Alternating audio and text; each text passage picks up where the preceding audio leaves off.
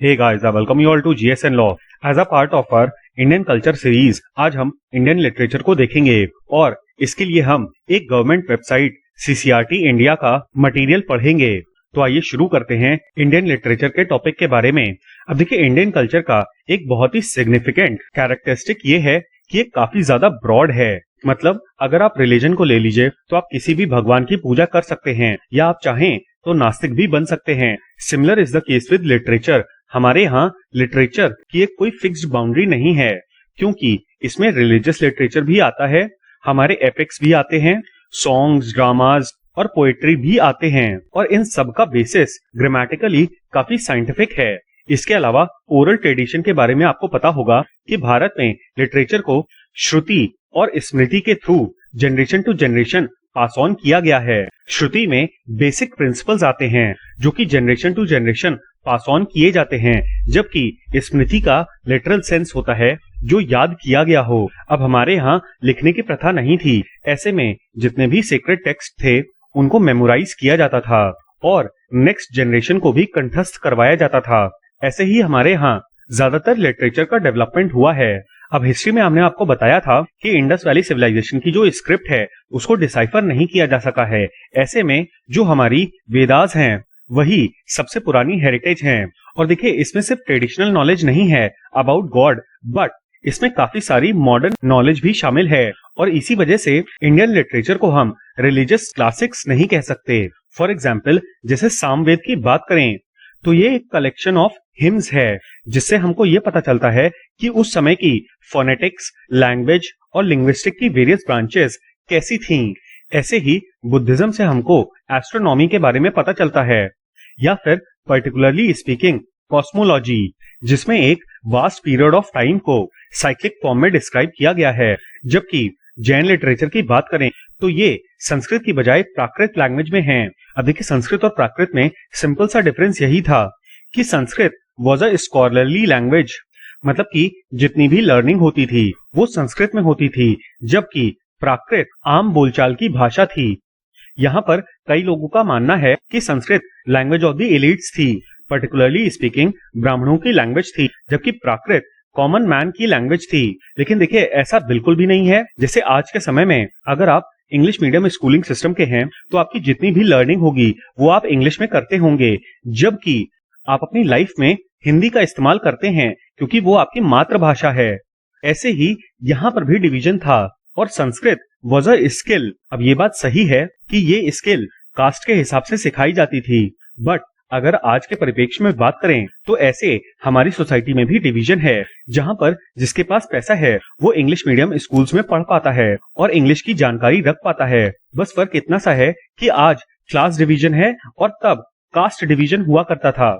और ह्यूमंस की intrinsic value होती है अपने आप को डिवाइड करना, ताकि वो खुद को बाकी लोगों से ऊपर दिखा सके। जब मैंने आपको इंडियन हिस्ट्री की प्रॉब्लम्स बताई थी तो उसमें आपको ये बताया था कि हमारे यहाँ का जो भी लिटरेचर है वो लेजेंड के फॉर्म में लिखा गया है, यानी कि उसमें कुछ फैक्ट्स हैं और कुछ मिथ्स हैं।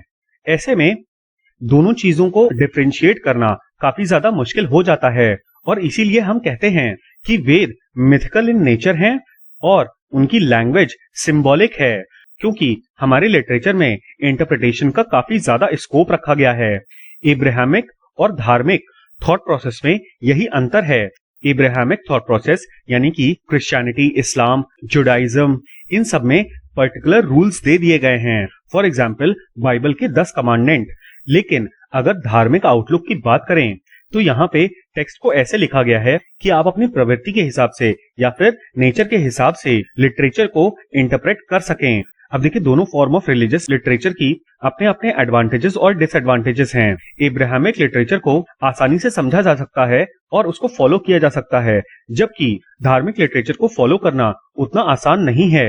हाउएवर, धार्मिक लिटरेचर आपको फ्रीडम ऑफ चॉइस देता है, जो कि इब्राहिमिक लिटरेचर में नहीं है। और देखिए, सिर्फ वेदास की नहीं बल्कि संस्कृत लैंग्वेज की ये काफी यूनिक क्वालिटी है कि एक ही शब्द के डिफरेंट मीनिंग्स हो सकते हैं in accordance with the context, और वो कॉन्टेक्स्ट आपको ही समझना होगा। अब यहाँ पे बहुत ही अच्छा एग्जाम्पल दिया गया है कि जो रिलीजियस व्यक्ति है वो वेदास को कर्मकांडों के हिसाब से मोल्ड कर लेता है, जो प्रीचर है या फिर रिलीजियस लेक्चरर है उसको वेदास में अपना बिलीफ सिस्टम दिखता है, जबकि फिलोसोफर को वेदास में खुद का इंटेलेक्चुअल स्पेक्यूलेशन मिलता है और लॉ मेकर्स या फिर जूरिस्ट वेदास को सोशल और पॉलिटिकल लाइफस्टाइल से जोड़ के देखते हैं। अब देखिए हमारे यहाँ वेदास किसी एक व्यक्ति के द्वारा नहीं लिखी गई है। वैसे तो कोई भी रिलीजियस टेक्स्ट किसी भी एक इंसान के द्वारा नहीं लिखी गई है। फॉर एग्जाम्पल दो मेजर टेक्स्ट को ले लीजिए, एक है कुरान और दूसरा ऋग्वेद।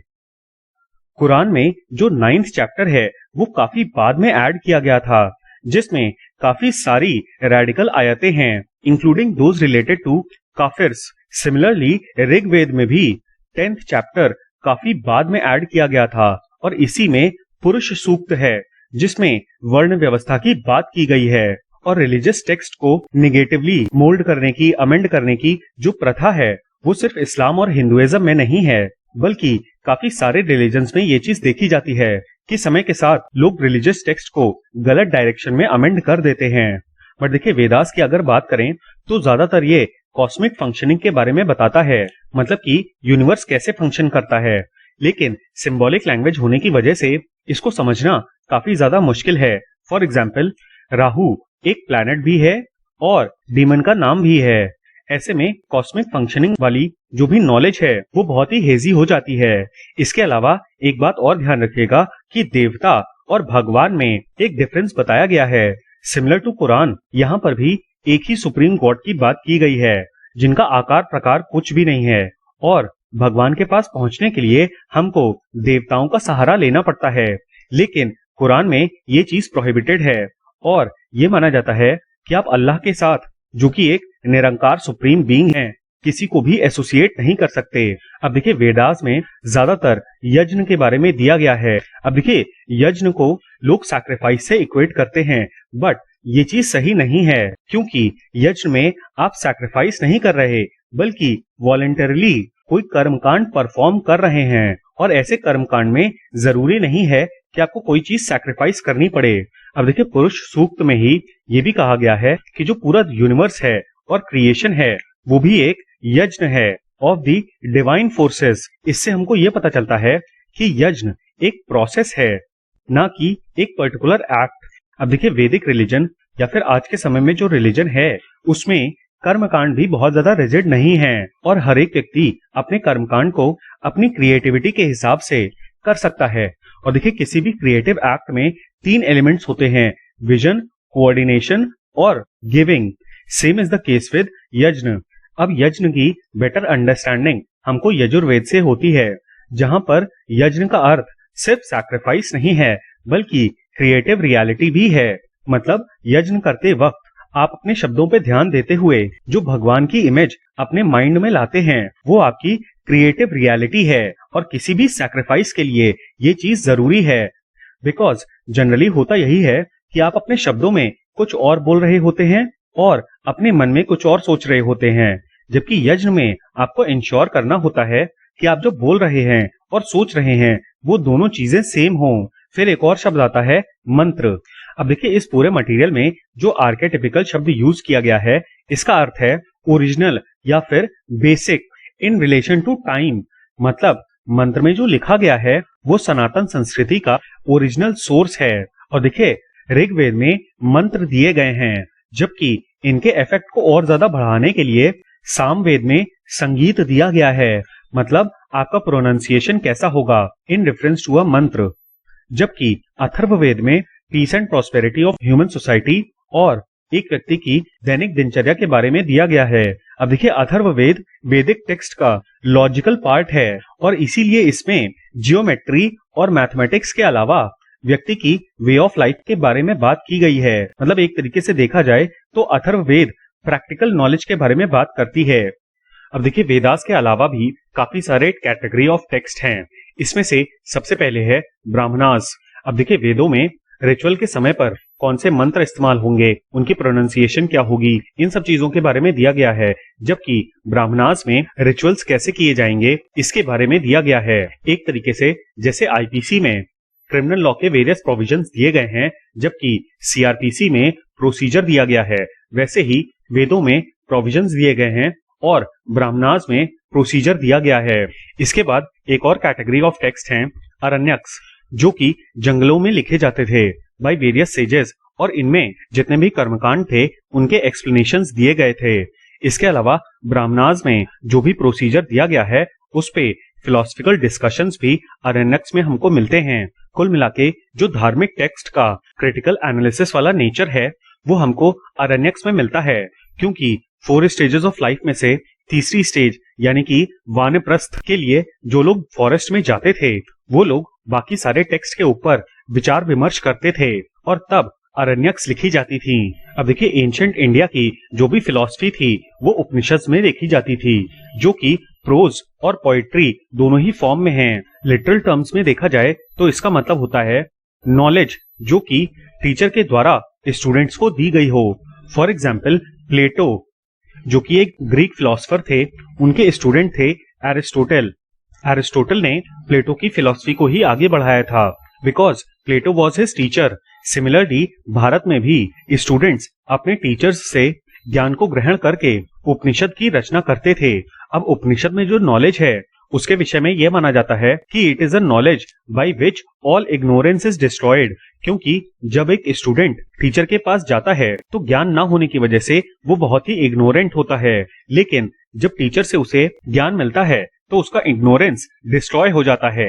अब देखिए उपनिषद को ही हम वेदांत के नाम से भी जानते हैं, क्योंकि इसमें कंक्लूडिंग रिमार्क्स दिए गए हैं अबाउट द वेदास। वैदिक टेक्स्ट में इंडिविजुअलिज्म को काफी ज्यादा इंपॉर्टेंस दी गई है और इसीलिए उपनिषद को हम फाइनल एनालिसिस मानते हैं, जो कि कोई व्यक्ति अपने विषय में करता है और इसी से वो खुद के और भगवान के बीच में रिलेशनशिप को आइडेंटिफाई कर पाता है। अब वैसे तो जो वर्ड यूज होता है वो है ब्राह्मण, जो कि एक वर्ण सिस्टम का डिवीजन भी है और सुप्रीम एंटिटी का नाम भी है, लेकिन आज के समय में ब्राह्मण को हम ब्रह्म के नाम से जानते हैं। लेकिन इसको आप ब्रह्मा से कंफ्यूज मत करिएगा, क्योंकि ब्रह्म या फिर ब्राह्मण उस इनविजिबल फोर्स को कहा गया है जो यूनिवर्स की सारी प्रोसेसेस को हैंडल करती है। और माना यह जाता है कि हमारी जो सोल है यानी कि आत्मा, वो इसी इनविजिबल फोर्स का एक पार्ट है। मॉडर्न साइंटिफिक फिलॉसफी के टर्म्स में कहा जाए तो यूनिवर्स में केओस है, यानी कि चीजें फ्रीली घटित हो रही हैं और ह्यूमंस का मेन ऑब्जेक्टिव केओस को ऑर्गेनाइज्ड प्रोसेस की तरफ ले जाना है। इसका मतलब यह है कि प्री हिस्टोरिक टाइम में इंसान सिर्फ खुद के बारे में सोचता था, लेकिन फिर उसने परिवार बनाना सीखा। फिर जैसे जैसे सभ्यता का विकास हुआ, लोगों ने सोसाइटीज का निर्माण किया जिसमें इंडिविजुअल्स एक पर्टिकुलर दिशा की तरफ चलते हैं। फिर महाजनपद के समय पर कई सोसाइटीज ने मिलके किंगडम्स बनाए और आजादी के बाद हमने इन सारे किंगडम्स को मिला के एक नेशन का निर्माण किया। ऑलमोस्ट उसी समय पर यूएन की भी स्थापना हुई, जो कि एक कलेक्शन ऑफ नेशंस था। अब देखिए नेक्स्ट लॉजिकल लेवल ये होगा कि यूनाइटेड नेशंस पूरी तरीके से धरती पे बस रही ह्यूमैनिटी को दिशा प्रोवाइड करे, और अगर कल के समय पर इंसान वेरियस अदर प्लैनेट्स पे जीवन व्यतीत करने लगते हैं तो उस समय पर हमको मानव सभ्यता के लिए एक ऐसी ऑर्गेनाइजेशन की जरूरत होगी जिसमें डिफरेंट प्लैनेट्स का रिप्रेजेंटेशन हो। इसी प्रोसेस को हम एंट्रोपी से डिसएंट्रोपी का एवोल्यूशन भी कहते हैं। सिमिलरली जो एटर्नल फोर्स है वो भी केओस को ऑर्गेनाइज्ड वे में कन्वर्ट करती है। फॉर एग्जाम्पल अर्थ पे ऐसी कंडीशंस बनाना कि यहाँ पे लाइफ सस्टेन कर सके। अब लाइफ के सस्टेनेंस के लिए धरती के बहुत ही पर्टिकुलर फीचर्स हैं। फॉर एग्जाम्पल ये गोल्डीलॉक जोन में स्थित है, यानी कि सन से ऐसी पर्टिकुलर दूरी पे है कि ना तो धरती का टेम्परेचर बहुत ज्यादा हो और ना ही बहुत कम हो। अब अगर आप एथीस्ट हैं और आप किसी एटर्नल सुपर पावर पे बिलीव नहीं करते तो आपके हिसाब से धरती की ये पोजीशन मैटर ऑफ चांस है, लेकिन वेदों के हिसाब से ऐसा बिल्कुल भी नहीं है। तो ये था हमारा एनालिसिस इंडियन लिटरेचर के इंट्रोडक्शन का। उम्मीद है कि आपको ये वीडियो पसंद आया होगा। अगली बार हम इंडियन एपिक्स और पुराण्स के बारे में पढ़ेंगे। मैं आपको बता दूं कि इस लेक्चर का पीडीएफ आपको हमारे टेलीग्राम चैनल पे मिल जाएगा। और हाँ, please don't forget to like, share and subscribe. Thank you. जय हिंद।